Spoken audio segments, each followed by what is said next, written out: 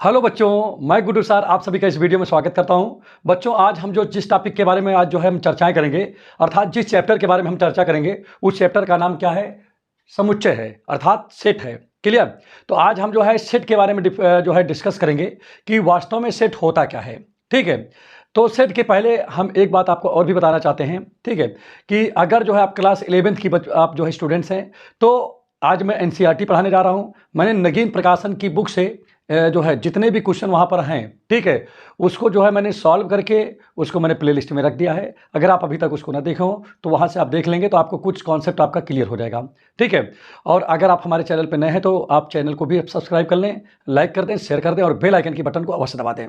तो चलिए स्टार्ट करते हैं क्वेश्चन को। ठीक है, सबसे पहली बात आता है यहाँ पर समुच्चय लिखा है, सेट लिखा है, तो यही समझते हैं कि भाई सेट है क्या।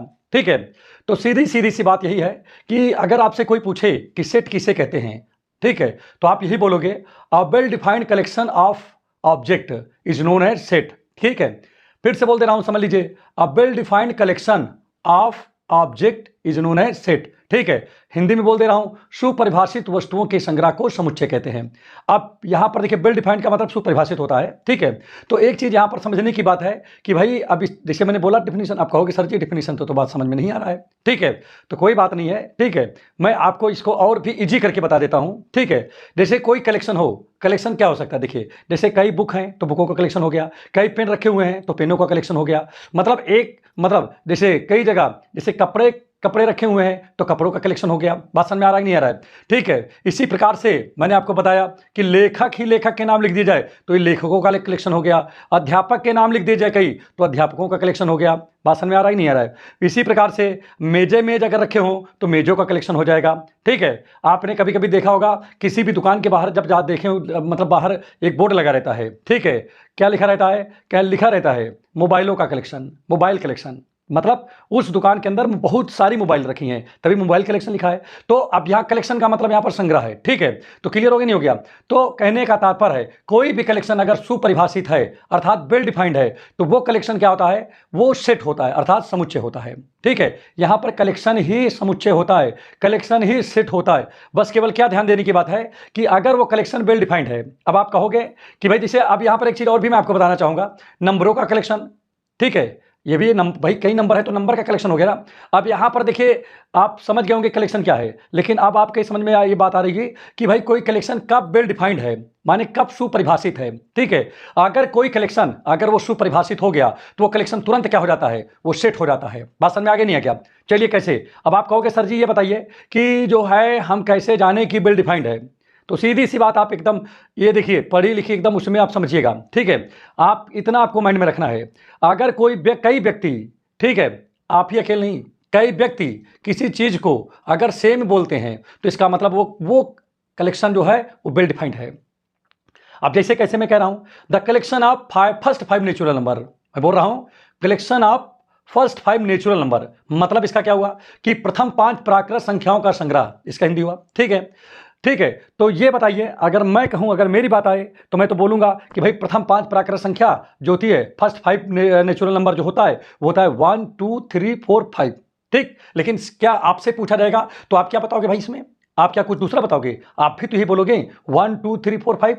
अगले से किसी से पूछा जाएगा, ठीक है, नेचुरल नंबर का मतलब प्राकृत संख्या। ठीक है, अगले से किसी से पूछा जाएगा वो भी तो यही बोलेगा 1 2 3 4 5, इसके अलावा कुछ बोलेगा नहीं। तो देखिए, मैंने जब बोला कि first 5 collection of first 5 natural number, तो सभी लोगों का आंसर एक ही है। इसका मतलब क्या है कि ये जो कलेक्शन है, नंबरों का कलेक्शन है, ये वेल डिफाइंड है। क्लियर हो गया नहीं हो गया? चलिए ठीक है, अब दूसरी चीज यहां पर, तो अब ये बात आती है कि जो मैंने बोला the collection of first 5 natural number, it is what?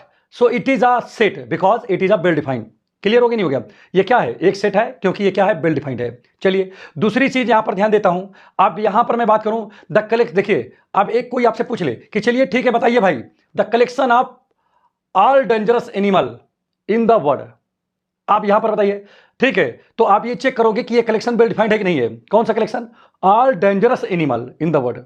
ठीक है, आप चलिए इसी जगह फिर से सोचना शुरू करते हैं हम लोग। जैसे मुझसे कहा जाए कि भाई डेंजरस एनिमल कौन है, तो मैं बोल दिया भाई कि सबसे डेंजरस भाई चीता है।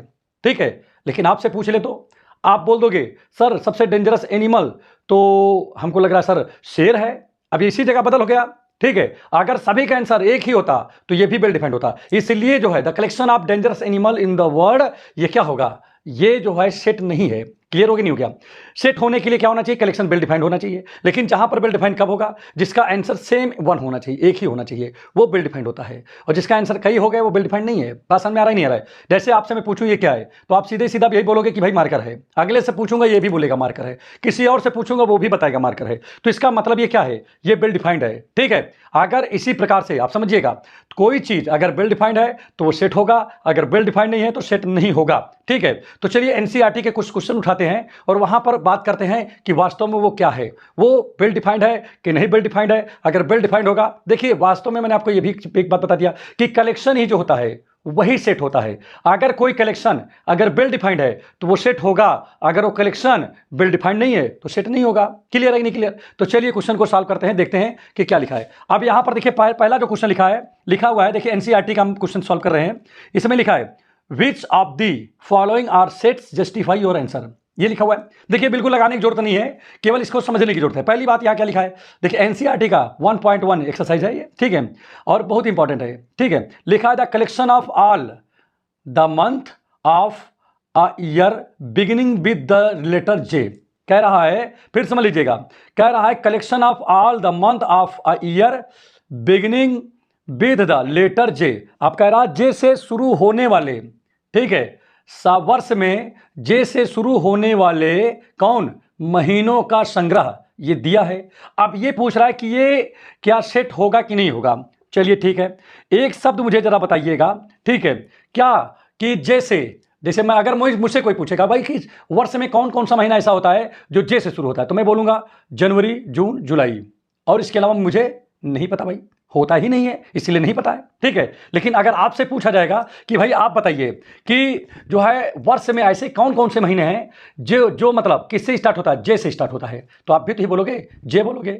मार्च तो बोलोगे नहीं, अप्रैल तो बोलोगे नहीं, मार्च क्योंकि यम से शुरू हो रहा है, अप्रैल जो है अप्रैल ए से शुरू हो रहा है, दिसंबर डी से शुरू हो रहा है। तो आपके पास क्या है भाई, आपके पास तो यही है ना, कौन, जनवरी, जून, जुलाई, ये तीन है। तो अब यहां पर देखिए मैं भी यही बोल रहा हूं, और अगर आपसे बात किया जाए तो आप क्या बोलोगे, आप भी यही बोलोगे।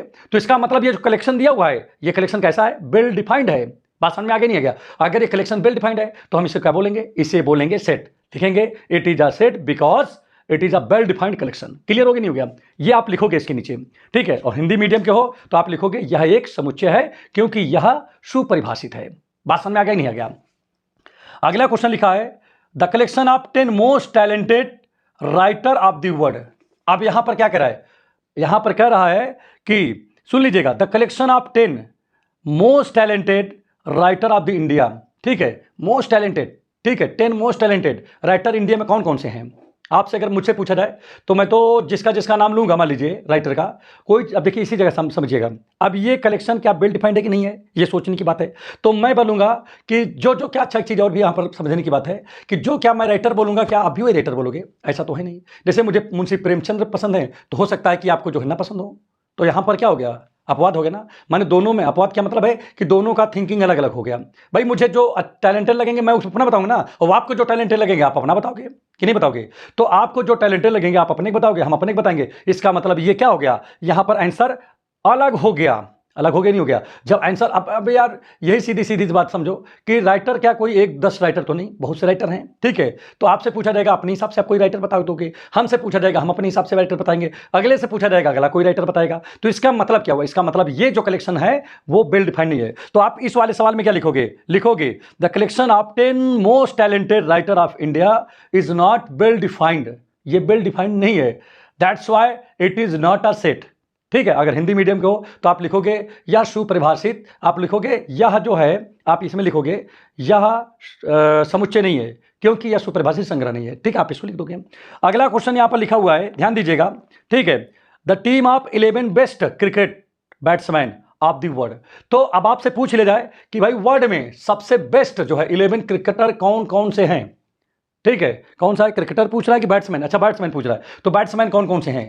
तो भाई मान लीजिए मैं बोलूंगा विश्व में, मान लीजिए मैंने बोल दिया कि भाई सबसे अच्छे बैट्समैन जो है, ठीक है, वो युवराज सिंह है। हो सकता है आप बोल दो कि सर आपका जो आपकी जो चॉइस है वो किस युवराज उसमें ना हो, ऐसा हो सकता है, नहीं हो सकता है, क्योंकि हर आदमी की अपनी अपनी पसंद होती है। तो यहां पर अगर मैं किसी और से पूछूंगा, हो सकता है कि आपका हमारा मैच कर जाए, लेकिन क्या तीसरे का मैच कर जाएगा? हो सकता है उसका मैच कर जाए, तो कोई जरूरी नहीं चौथे का मैच कर जाए। तो यहां पर देखिए सभी के आंसर क्या हो रहे हैं, सेम नहीं हो रहे हैं, अलग अलग सभी के आंसर हो रहे हैं। तो आप सीधे से जान लो कि ये जो कलेक्शन है वेल डिफाइंड नहीं है। क्लियर हो गया, नहीं हो गया? तो चलिए ये बातें तो आपके अच्छे समझ में आ गई। अगला जो लिखा है क्वेश्चन, तो आप इसमें क्या लिखोगे? It is not well defined collection, that's why it is not a set. Clear हो गया, नहीं हुआ? या आप ऐसे बोल सकते हो, it is not a set because it is not well defined collection. Clear? अगला क्वेश्चन लिखा है collection of all boys in your class. ठीक है, collection of all boys in your class, तो ये तो बिल्कुल हो सकता है भाई। ये क्या है? ये वेल डिफाइंड है। क्यों? क्योंकि अगर मैं बॉयज की बात करूंगा अपने क्लास की, तो मैं तो गिन लूंगा भाई। वो आपसे कहूंगा गिनने के लिए, तो आप भी वही बोलोगे। अगले से गिनने के लिए कहूंगा, वो भी यही बोलेगा। ठीक है भाई, जितने हम बोलेंगे, जो बोलेंगे हम, वही अगला भी बोलेगा। क्योंकि बच्चे जो आपके क्लास में हैं उनको तो हर आदमी जान रहा है ना भाई। जिसको मैंने कहा कि 5 बैठे हुए हैं, इनका नाम ये, उनका नाम ये है, तो अगला भी कहेगा भाई 5 बच्चे बैठे, इनका नाम ये, उनका नाम ये। वो कोई नाम अलग तो नहीं कर देगा। किसी का नाम मान लीजिए कि हम ऐसे बोल दे रहा हूँ, बात की बात बोल रहा हूँ, जैसे किसी का नाम है मान लीजिए कि ABCD, तो अगला भी तो उसका नाम ABCD बोलेगा। अगला तो उसको जो है XYZ तो बोलेगा नहीं। क्लियर हो गया, नहीं हो गया? तो हमने ये बोला कि जब कई लोगों का जो है मानना और सभी लोगों का बोलना एक ही हो, ठीक है, एक ही आंसर सभी लोगों का हो जाए, तो वो कलेक्शन वेल डिफाइंड होता है। एक ना हो तो कलेक्शन वेल डिफाइंड नहीं होगा। समझ में आ जाना चाहिए। ठीक है, अगला क्वेश्चन यहां पर लिखा है, देखिए लिखा है the collection of all natural number less than 100। अगर मुझसे कोई पूछेगा नेचुरल नंबर लेस देन 100, तो मैं तो ये बोलूंगा 1 2 3 4 5 डॉट डॉट डॉट 99, क्योंकि 100 से छोटा। आपसे पूछा जाएगा तो क्या आप दूसरा बताओगे? आप 101 तो बताओगे नहीं, आप भी तो ही बताओगे। तो इसका मतलब क्या हुआ? ये वेल डिफाइंड कलेक्शन है। क्यों? क्योंकि आपका भी आंसर वही है, मेरा भी आंसर वही है, तो सभी लोगों का आंसर वही है। इसका मतलब ये क्या है? वेल डिफाइंड कलेक्शन हो गया। क्लियर हो रहा है, नहीं हो रहा है? अगला यहां पर लिखा हुआ है the collection of novel written by the writer Munshi Premchandra. अगर मुंशी प्रेमचंद्र के द्वारा लिखे गए जितने भी क्या हैं, बोलिए, नॉवेल हैं, अगर मैं जो बताऊंगा, क्या आप उसको नहीं बताओगे? क्या अलग बताओगे? भाई मैं मान लीजिए मुझे नहीं पता है, मैं नेट से निकालूंगा, ठीक है, और निकाल करके देखूंगा कि भाई इनके कौन कौन से नॉवेल थे, मैं बोल दिया। अब अगर आपको याद है तो जो मैं बोला हूं वही तो आप भी बोलोगे, क्योंकि नॉवेल तो बदल नहीं जाएगा भाई। जैसे मैं कह दे कि इनकी ये जो नॉवेल है ये है, तो आप भी तो ही बोलोगे। ठीक है, बस हो सकता है आगे पीछे बोलो, यही तो करोगे। तो इसमें सभी के आंसर सेम हो जाएंगे। इसलिए ये जो है आपका क्या वेल डिफाइंड है, तो इसीलिए इसको क्या बोलोगे? आप सेट बोलोगे। ठीक है, अगला जो क्वेश्चन यहां पर है, देखिए क्या लिखा है। लिखा है the collection of all even integer. तो इवन इंटीजर कहां से कौन सा है भाई? इवन इंटीजर आपका 1 2 3 4 5 डॉट डॉट इन्फिनिट। आप क्या बोलोगे भाई? आप भी तो ये बोलोगे 1 2 3 4 5 डॉट डॉट इन्फिनिट। तो ये क्या है बताइए? वेल डिफाइंड है। क्यों? क्योंकि हम जो बोल रहे हैं वही आप भी बोल रहे हो, वही तीसरा आदमी बोलेगा, वही चौथा भी आदमी बोल रहा है, तो वेल डिफाइंड हुआ। तो उम्मीद कर रहा हूं कि वेल डिफाइंड की परिभाषा आप समझ गए होंगे कि वेल डिफाइंड होता क्या है। वेल डिफाइंड का मतलब जानना, किसी के विषय में जानना। ठीक है, क्लियर हो गया, नहीं हो गया? सुपरिभाषित का मतलब क्या? किसी विषय के बारे में जानना, किसी के उसमें। ठीक है, अगला क्वेश्चन आ जाइए, क्या लिखा है? द कलेक्शन ऑफ, देखिए ध्यान दीजिएगा, लिखा है the collection of question in this chapter. अब इस चैप्टर में, जैसे हमारे पास बुक है, अब इस चैप्टर में कुल कितने जो है सवाल हैं, वो कुल कितने, मतलब इस बुक में कुल कितने चैप्टर हैं? तो भाई हम भी गिनेंगे, आप भी गिनोगे, अगला भी गिनेगा। भाई मान लीजिए जितने चैप्टर हैं हम जो बताएंगे वही तो आप भी बताओगे, वही अगला भी बताएगा, नहीं बताएगा। तो ये क्या है? ये वेल डिफाइंड है। बात समझ में आगे नहीं है क्या? तो ये जो होगा, जो यहाँ पर लिखा है कलेक्शन ऑफ, क्या लिखा है? Collection of question in this chapter. अच्छा, ये पूछ रहा है collection of question in this chapter, जो चैप्टर चल रहा है, ठीक है, इसमें कुछ कितने क्वेश्चन है उनका कलेक्शन। तो भाई मान लीजिए जैसे इसमें 25 सवाल है, तो अगला भी पढ़ेगा तो 25 सवाल पढ़ेगा, अगला भी पढ़ेगा तो 25 सवाल पढ़ेगा। तो सभी ये बोलेंगे कि भाई ये वेल डिफाइंड कलेक्शन है। क्यों? क्योंकि सभी का आंसर सेम है। ठीक है, ठीक, तो आप क्या बोलोगे? It is a set because it is a well defined collection. अगला क्वेश्चन यहां पर आता है, ठीक है, ध्यान दीजिएगा, the collection of most dangerous animal in the world. इसको तो मैं पहले बोल चुका हूं। ठीक है, तो मोस्ट डेंजरस एनिमल, तो भाई मोस्ट डेंजरस एनिमल कौन होता है? हम तो बोल रहे हैं, जैसे बताया पहले शेर बोला, अब आपने जैसे मैंने कहा चीता है, अगला बोल दिया शेर, अगला बोल दिया कि सर दूसरा जानवर का नाम बता दिया, अगला किसी तीसरे जानवर का नाम बता दिया। तो भैया यहाँ पर क्या हो रहा है? यहाँ पर तो सब अलग अलग बता रहे हैं, कोई क्या बता रहा है, कोई क्या बता रहा है, तो यहाँ पर सभी के आंसर अलग अलग हैं। तो अगर आंसर अलग अलग हो गया तो वेल डिफाइंड कलेक्शन नहीं होगा और वो सेट नहीं होगा। तो उम्मीद कर रहा हूँ ये क्वेश्चन आपके माइंड में एकदम अच्छे से बैठ गया होगा। ठीक है, चलिए अब आपको क्वेश्चन नंबर 2 बताते हैं, वो भी बेहतरीन तरीके। और अब यहाँ पर देखिए क्वेश्चन नंबर 2 लिखा हुआ है। ठीक है, ये हमारे पास एक सेट है, बात समझ आ रहा है नहीं आ रहा है? द कलेक्शन ऑफ, ठीक है, फर्स्ट 6 नेचुरल नंबर। ठीक, तो यहां पर हमारे पास एक सेट दिया ए इक्वल टू इतना, तो पूछ रहा है कि ये साइन लगेगा कि ये साइन लगेगा इनके बीच में। तो यहां पर देखिए हमारी बात समझो, देखिए हमारे पास सेट का नाम ए है और ये इनके सब क्या है? बच्चे हैं, अर्थात एलिमेंट। तो 5 ए में है कि नहीं है? है का मतलब बिलोंग करेगा। नहीं समझ में आ रहा क्या?